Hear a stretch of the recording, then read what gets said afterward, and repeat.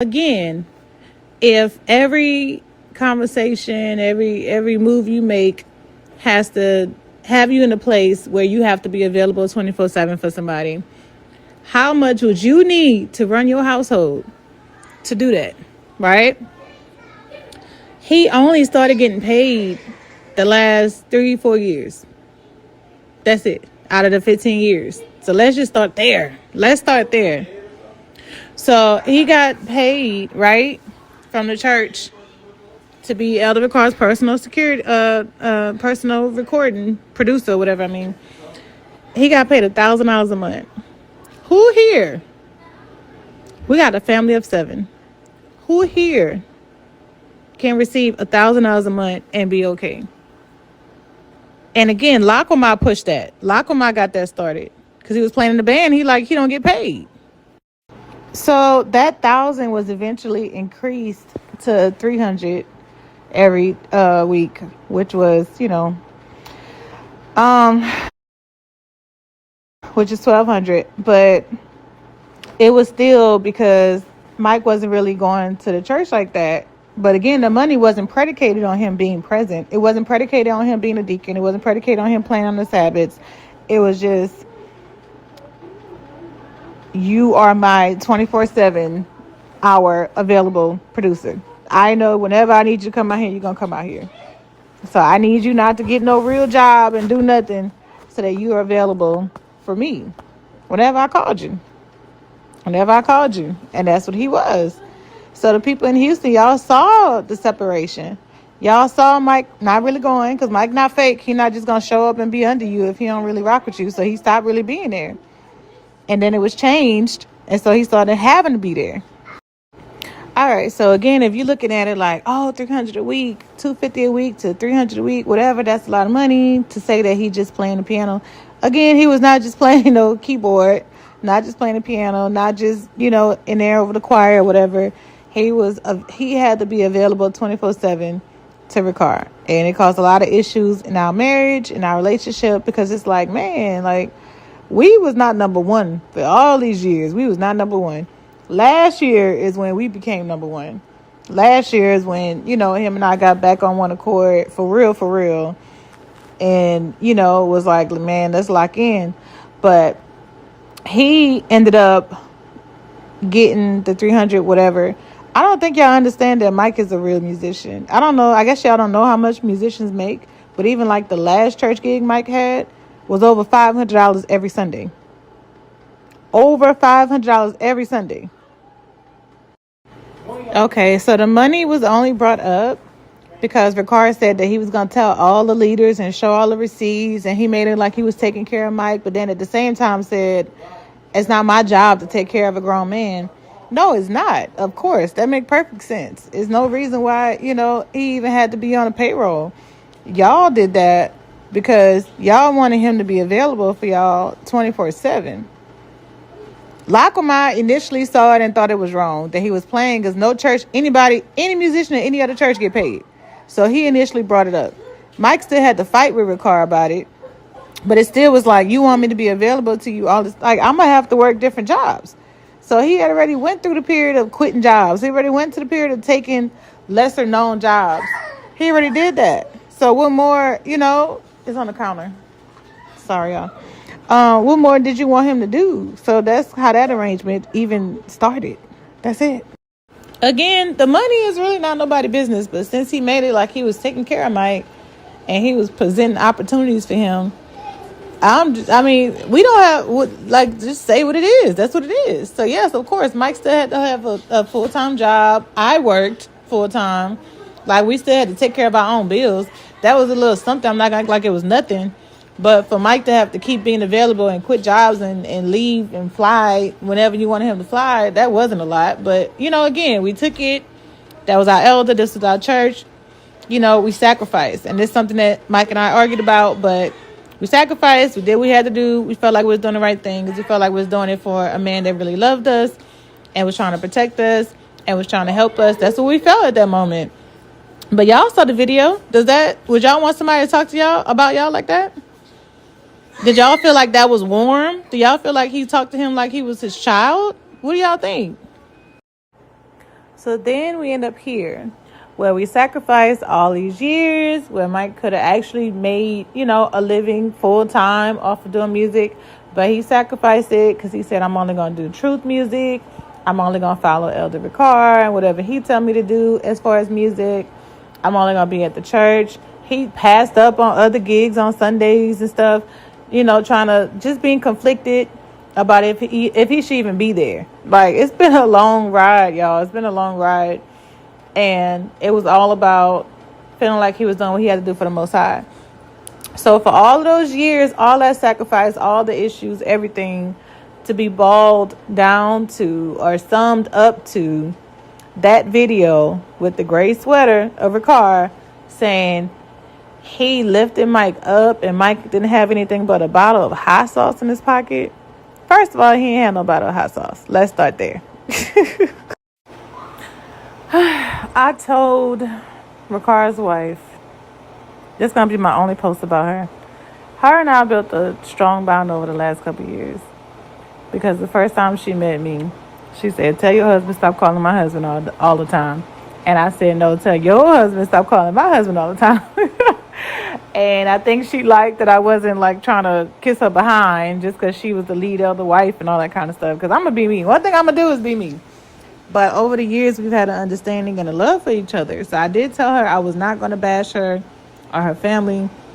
So I really do hope she understands. The only reason why I'm even saying any of this with Ricard is because of the threats that have not been corrected yet, and because of the lies that have not been corrected.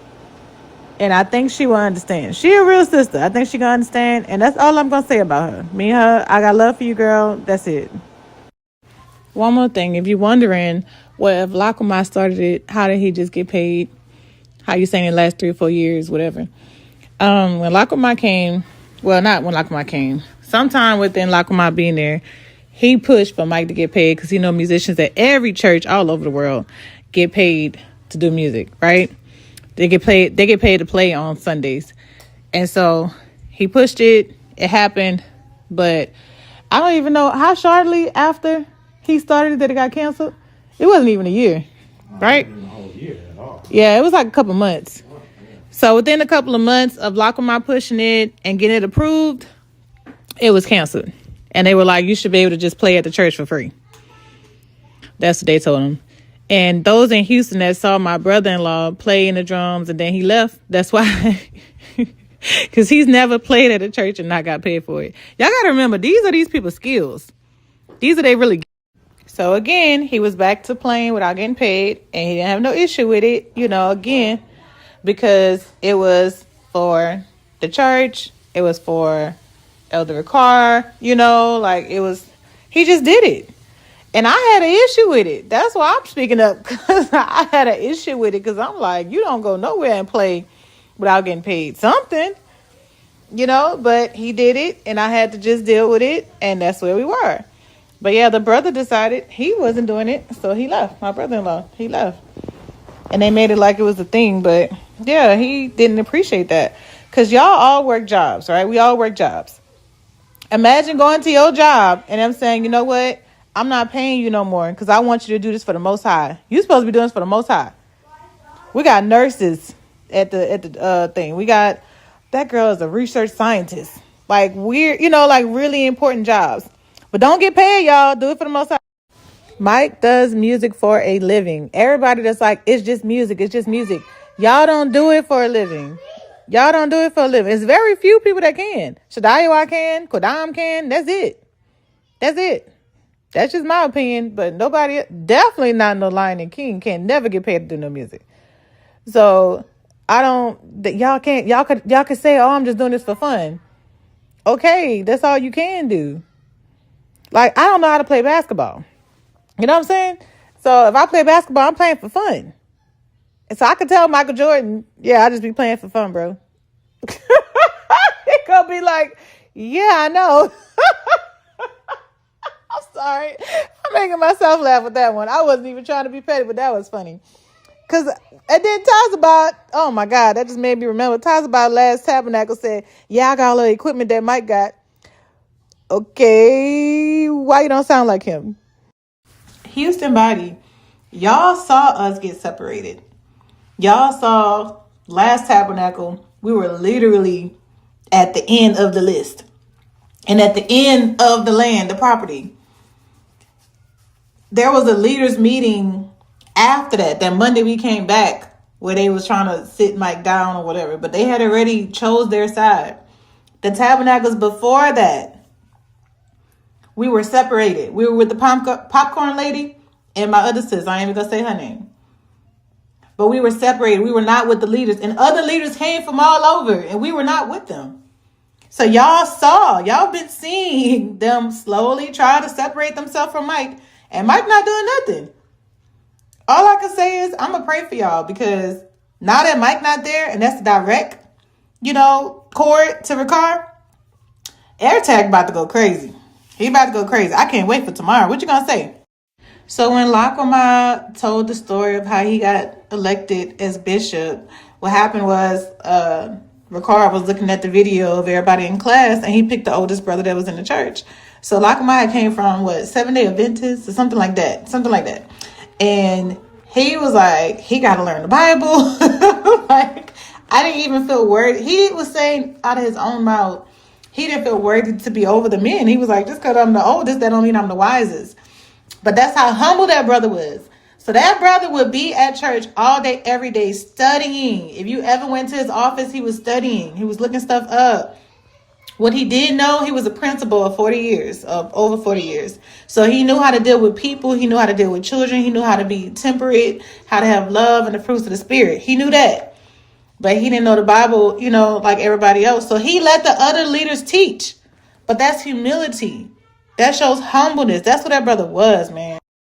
So let me talk about Shakaaha. Shakaaha is Lakoma's wife, and that was the original leader in Houston when I came. It was somebody else that was before I came, but whatever. The first 5 years that I was there, they were the leaders. Shakaaha was one of the kindest women I've ever met in my life. Like, I'm saying, she had her last dollar, her last sandwich, whatever, like, she gonna give it to you. And that's what she was to me. I don't know how she was to everybody else, but she loved Mike and would always say he was like a son to her. She loved Mike. She loved Alam. And so by default, I got to fit in that piece, in the puzzle. And I just love that lady. And I regret, again, I'm not one to just have regrets, but it sucks that I wasted time not speaking to her because she was marked, and she passed last year. And I'm just thankful. The Most High gave us a moment, and I'm thankful for the moment. But like, man, so all I can say is anybody that's ever marked anybody, if y'all had genuine bonds with them people, please reach out to them people, because that's going to forever be on my heart. Oh my God, y'all, I'm a crybaby. Y'all don't know that. Oh my God, it's going to be forever on my heart that I didn't reach out to that lady. I'm thankful that there was another funeral last year. And so Shakaaha and Lakoma went, even though they knew people didn't want them there. Like, they had extra security there for them two people. They older. Like, what they gonna do? They had extra security there for them. And I got to see that lady, and I got to hug that lady. Oh my God, we cried, and I got to kiss her on the cheek, and I just told her I love her, and I'm so happy because a month after that, she passed. But it's time, we can't get back. Like, we trying to follow this church, but we're not following scripture with that. We just not. We didn't do it right. So because I tried to follow the church, I turned my back on this woman. I didn't talk to this lady. She reached out to my mother-in-law and cried and cried and cried. Like, she loved Mike. She couldn't understand it. She loved us. She couldn't understand it. Eventually, she forgave us per her daughter. One of her daughters said it, but I that was hard to forgive myself, because I'm like, man, I moved out here with nobody and nothing, pretty much. I had like a few friends, and we just didn't see eye to eye. So I didn't have my mom out here. My mom was in New Orleans. Shakaaha became my mom. Shakaaha told me how to cut a raw chicken. I ain't never knew how to do that. Man, the conversations we had, the hugs, the love, I don't even know how to heal from that, but I'm gonna do it. But she was great. So I had a couple of people like, I can tell y'all are hurt. Yes, it's 15 years that Mike put in and sacrificed and took nothing, crumbs, and got treated bad, because he was not just treated like a king, like everybody acting like he has so much going on. He was treated bad. And he did it, even though it affected our relationship and time he could have spent with his kids. And then the same thing, I dealt with a lot. Not so much treated bad, but the women, it was a lot with the women to build their trust, because they didn't trust me because they felt like we was close to the car. So they felt like everything that they was going to tell me, I was going to tell somebody else, And it just was a lot. So yeah, there is a hurt, but the hurt really is the marking. Like I talking about Shakaaha, like Shakaaha is gone now. So now that I'm marked, technically I can talk to her and I can't, It's stuff like that. You can't get back, man.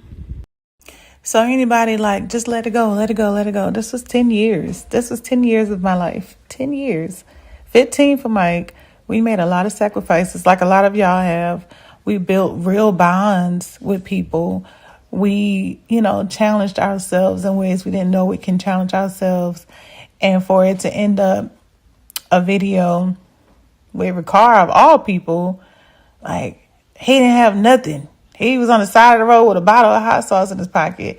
I provided opportunities for his family. It's just wild. And then AirTag to come in and be terrorizing the people for the last couple of years and making a dictatorship. And then him just deciding, I'm just going to lie on them with everything I have. My brother Mark is going to back me up. Yeah. It's not a hurt feelings thing. It's just, you would defend yourself too. If you wouldn't, then I don't know what to say. But anybody would defend themselves, I feel like. So my closest friends, I'm going to just speak on the two women that I helped with their birth. And I ain't going to say their names and stuff, but if you know, you know. But held their legs back so they can give birth. They can't speak to me. If anybody find out that they speak to me, if they decide to speak to me and anybody find out, they're going to get kicked out the church. How is that breaking law? Or are we heretics?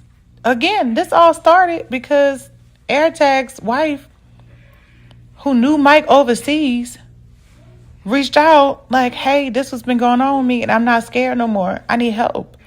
And then y'all even saw the messages where she was saying, everybody that helped me, something bad happened to them.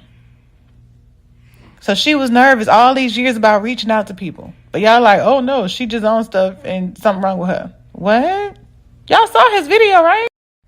If a woman needs help, somebody should be able to help her. It shouldn't be, oh, well, is she still a part of the church? I'm a really be real. I went into the hospital. I was in there for almost a week. Ashariah was 5 minutes up the street and didn't visit me. And I was in my feelings about it. But not only that, Broccoli's wife was oh, well, sis, you wasn't at the church for a little minute. My children, we had a house that had mold.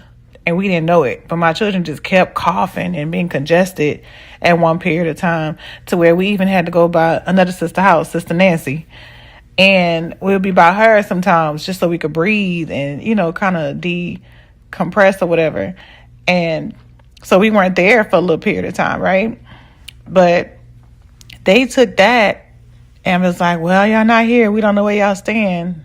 What? So feeling like you don't know where I stand because you hadn't seen me, why not call? Why not call and say, sis, I miss you. What's going on? Ashariah had did that a couple of times or whatever. She's done that, so I can say that. But it wasn't a lot of people. It was a couple of people, but it wasn't a lot of people. And I'm where the rest of y'all at? I literally was having issues breathing. And I never had issues with breathing. And I had to start staying by Sister Nancy, me and the kids, because Mike, it didn't affect Mike for whatever reason, but the mold affected me and the kids. And so out of all the years of us being there and living at the church and being there early to clean up and set up, and I was a part of every ministry. If you wasn't there at the beginning, you don't know. I did dance. I ran my poetry thing or whatever. I was in the choir. I was on the praise team. What I didn't do. And then I get sick and nobody was there because they hadn't seen me. So when I mean nobody was there, I mean, I told my mom, I'm like, Mom, this is about to get packed. Like, this room about to be packed. A lot of the leaders about to come and their wives, and and she was like, okay, well, I'll leave whenever they come. The people that came surprised the heck out of me. So that's what I mean by nobody. People did come, but the ones I expected. So let me put some respect on their name right quick, because people did come. And it's people I didn't know even had that much love for me. People that had seen me over the years, that saw my walk, that loved me, they showed up. But the ones that I knew for sure was going to be there, including my girl that was up the street, did not show up. They didn't show up. And they all had the same sentiment as Broccoli's wife. Well, you ain't been at the church, so we didn't know what was going on with you. So y'all let somebody die? Like, that's the plan? What's the plan? I have 10 years of love, dedication, patience, kindness, mercy, grace, all the fruits of the Spirit with this church. I also have 10 years of, weird stuff happening. But all in all, I don't take away from what I've learned. And I think that's what everybody keeps saying. Like, what about everything you learned, with my husband? Yeah, he learned a lot. And he was overseas and learned even more over there. It's not that we're taken away from that. It's just two things can be true at the same time. You can have learned a lot and grown a lot from a scenario, but you can also have been hurt more than you've ever been hurt from a scenario. And that's this. That's this. And I'm just really hoping. I'm going to tell y'all the next video. Again, my hope is for the women to stop getting treated like that, because y'all are breaking down women that can really help. I mean, we see the women that are mentioned in the scriptures. Yes, there's more men than women, but there still are women that are needed and that are mentioned.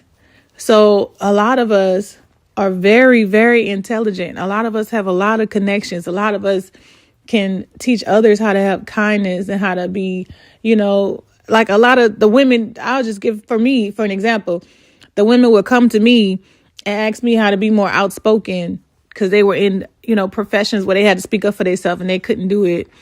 Or even we had a leaders' wives meeting, and Javier was talking about my smile, how I always bring people in and everybody need to be, more, they need to smile more and have genuine smiles. So it's traits that we all have as women that we need to share and bring out. So I shared my plea about you guys reaching out and saying what you have to say, so my husband and I don't just look like we just complaining about some money. It was never no issue with no money. Yes, things happen with the money, with the album, whatever, blah, blah, blah. But even that was only brought out because the backside in Houston, there were private conversations that y'all don't know about.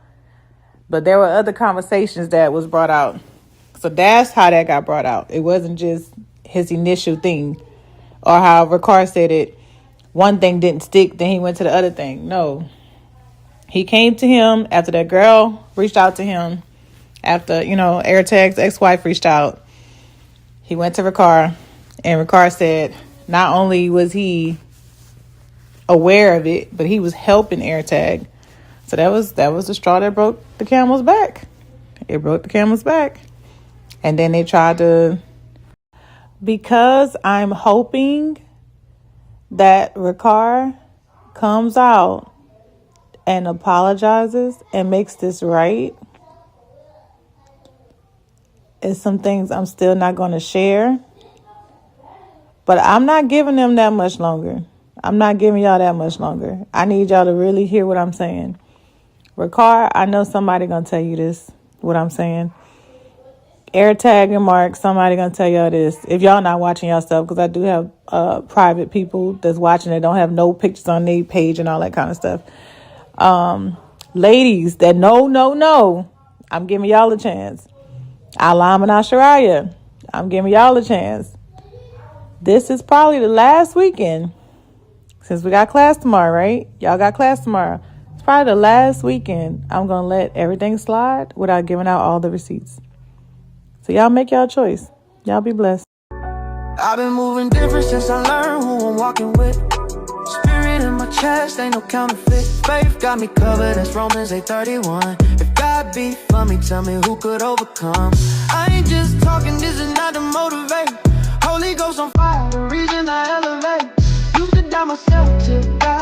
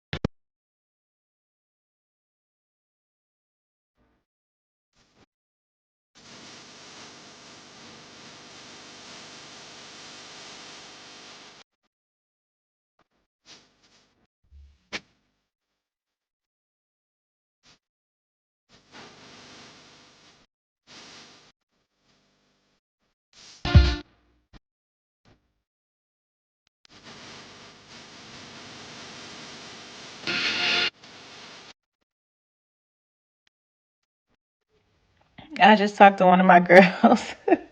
She's like, vengeance is mine. You know, we have to remember that. I hear you, girl. I hear you.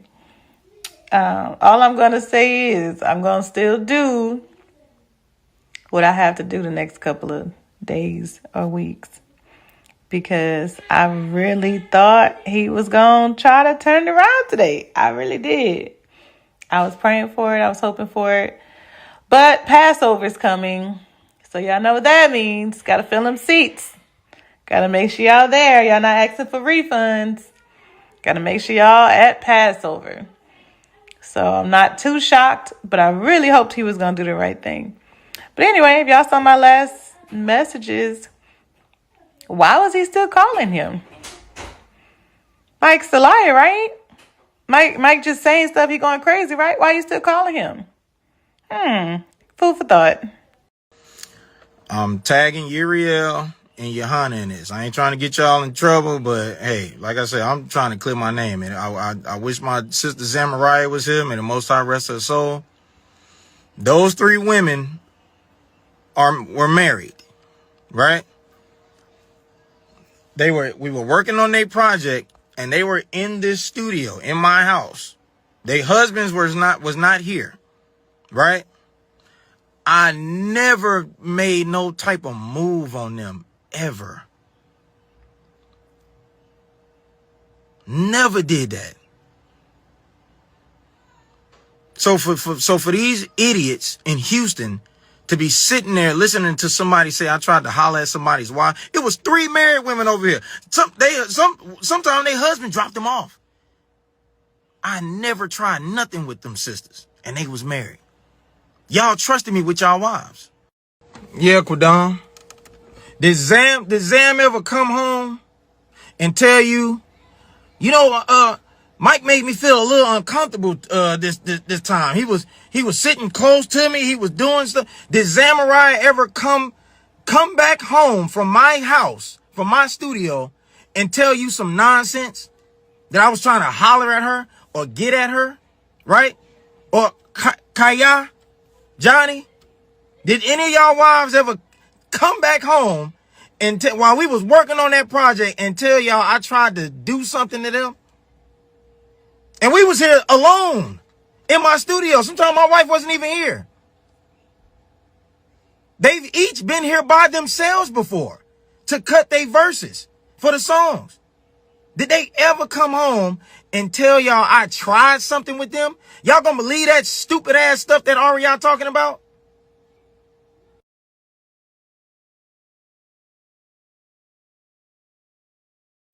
And if y'all wondering, why wouldn't he just answer?